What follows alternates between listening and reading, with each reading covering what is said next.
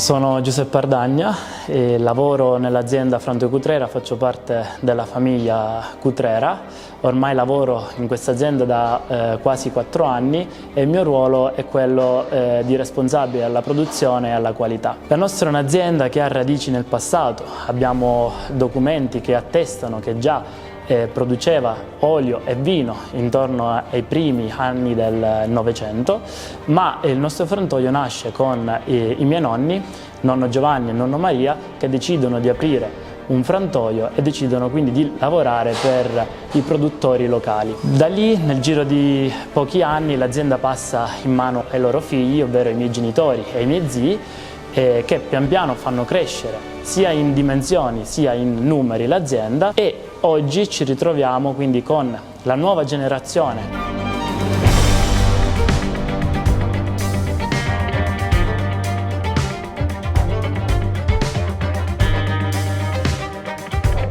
La nostra azienda è un'azienda molto legata al territorio, siamo anche estremamente legati alla qualità dei nostri prodotti. Utilizziamo ad esempio solo varietà autoctone della provincia di Ragusa, ma anche di altre province della Sicilia, e negli ultimi anni, oltre alla produzione di olio, ci siamo anche immersi nella produzione di conserve, sughi e altri prodotti di un'azienda conserviera che sono altrettanto di estrema qualità e che possono essere legati al nostro territorio di origine.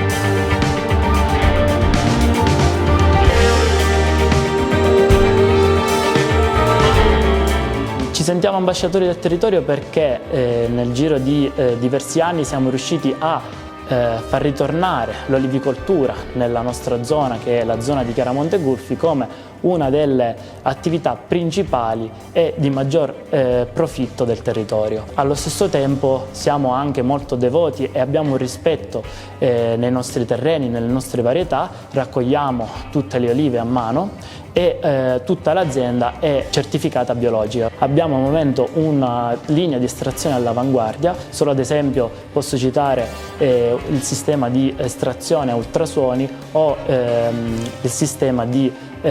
infrarossi che è in grado di selezionare le olive nere rispetto alle olive verdi. Oltre a questo abbiamo una linea di imbottigliamento quasi automatizzata che ci permette di mantenere alta la qualità dei nostri prodotti. Noi siamo sempre legati all'artigianato, quindi siamo sempre delle persone che mettono le mani all'interno dei prodotti, e quindi al momento ci sentiamo degli artigiani all'avanguardia, degli artigiani che